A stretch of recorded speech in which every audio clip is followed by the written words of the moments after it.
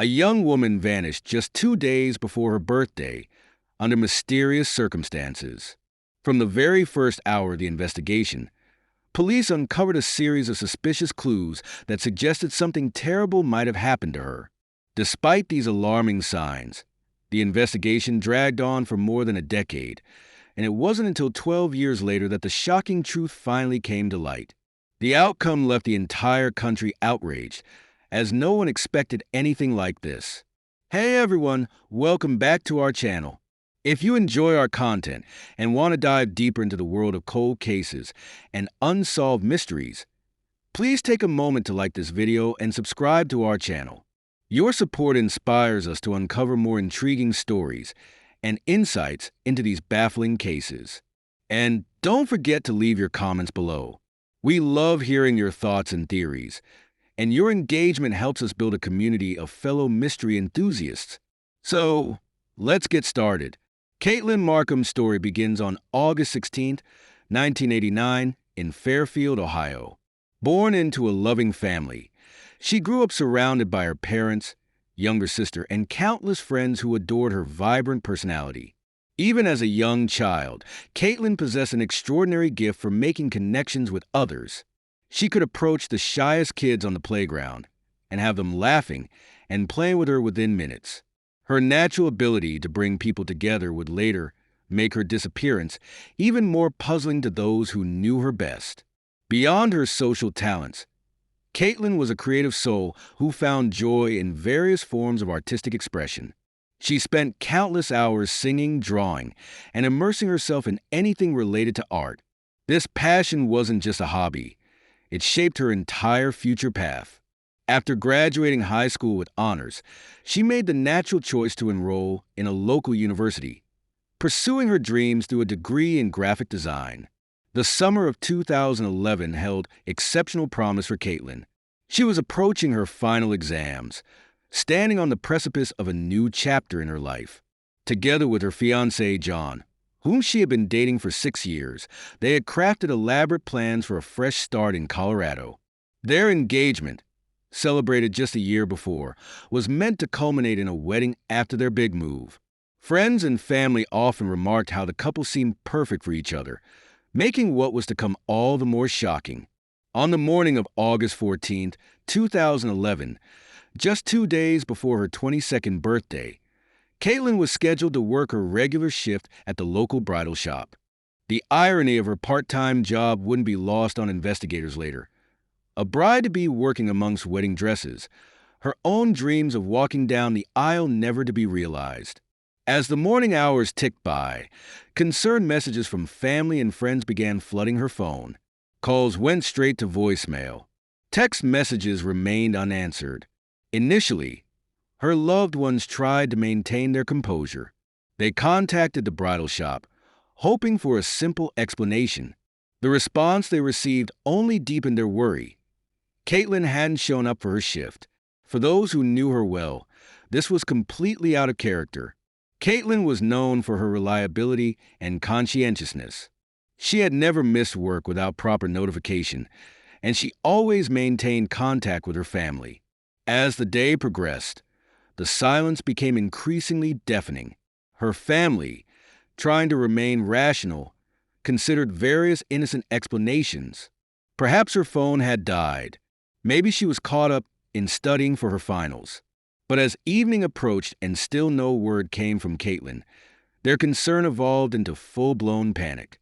The initial investigation began within 24 hours of Caitlyn's disappearance. Local police, initially treating it as a missing persons case, quickly noticed several disturbing details. Her car, a blue 2009 Honda Civic, was found in her apartment complex parking lot, but something seemed off. The driver's seat was pushed unusually far back. Caitlyn, being 5 feet 4 inches, always kept it in a forward position. Her phone, recovered from her apartment, showed no activity after 11:43 p.m. on August 13th, when she had sent her last text to John. "Can't wait to see you tomorrow. Love you." If you're enjoying our content on cold cases and unsolved mysteries and want to see more, please take a moment to like this video and subscribe to our channel. Your support inspires us to delve deeper into these intriguing stories and share new insights. So, let's continue. John, when questioned, appeared genuinely distraught. He provided an alibi that initially checked out. He had been at work during the crucial hours, verified by both security footage and co-workers. However, detectives noticed subtle inconsistencies in his story about their last interaction. In one interview, he claimed they had planned to meet for breakfast. In another, he said they were supposed to have dinner. These discrepancies, while minor, raised the first red flags. The investigation took an interesting turn when Caitlyn's best friend, Sarah, came forward with potentially crucial information. According to Sarah, Caitlyn had confided in her about strange occurrences in the weeks leading up to her disappearance. She had mentioned feeling watched, particularly when leaving work at night. She had even changed her routine, asking co-workers to walk her to her car. However, she had never filed a police report, dismissing her fears as pre-wedding jitters. The police began conducting extensive interviews with Caitlyn's co-workers, friends, and family. A pattern emerged. In the months before her disappearance, several people had noticed subtle changes in her behavior. She seemed more withdrawn, checked her phone more frequently, and had become increasingly anxious about being alone. The search for Caitlyn intensified as days turned into weeks. Local volunteer groups organized search parties, combing through nearby wooded areas and abandoned properties. Missing person posters with her smiling face became a common sight around town. The media picked up the story, and soon Caitlyn's disappearance made headlines across the state. A breakthrough came when surveillance footage from a gas station 3 miles from Caitlyn's apartment surfaced. The grainy video showed a figure matching Caitlyn's description at 12:17 a.m. on August 14th. She appeared to be alone but looking over her shoulder repeatedly. More significantly, a dark-colored SUV could be seen following her car at a distance.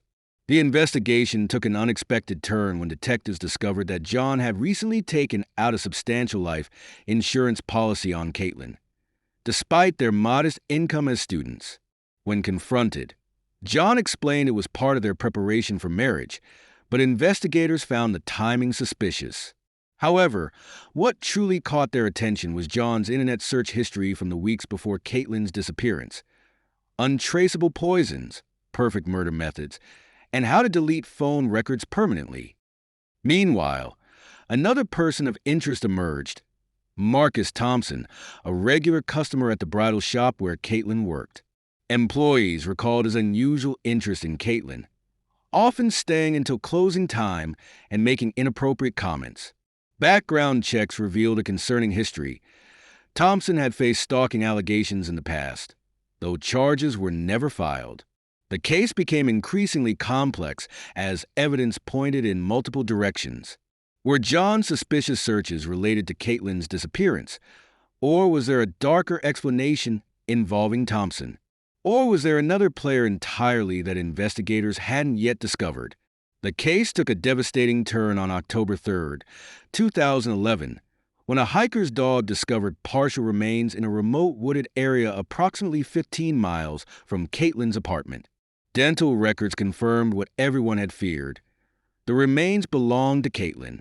The discovery site revealed more questions than answers. Investigators found traces of an unusual chemical compound near the remains, later identified as a rare industrial cleaning agent. The location of the body was significant. It was an area only locals familiar with the terrain would know about. The site was accessible through an unmarked dirt road, hidden from main routes. This detail shifted the investigation's focus back to someone who knew the area well. Both John and Marcus Thompson had grown up in the region. Forensic analysis of the remains indicated Caitlyn had died within 24 hours of her disappearance. The cause of death was determined to be asphyxiation, but the presence of the cleaning agent suggested an attempt to conceal evidence. This particular chemical was commonly used in industrial warehouses. Coincidentally, the same type of facility where John worked as a night supervisor. A key piece of evidence emerged when investigators re-examined Caitlyn's phone records. While the phone itself showed no activity after 11:43 p.m., cell tower data told a different story. Her phone had pinged off a tower near the industrial district where John worked at 1:30 a.m. on August 14th. This contradicted John's initial statement about his whereabouts that night. If you're enjoying our content on cold cases and unsolved mysteries and want to see more, please take a moment to like this video and subscribe to our channel. Your support inspires us to delve deeper into these intriguing stories and share new insights.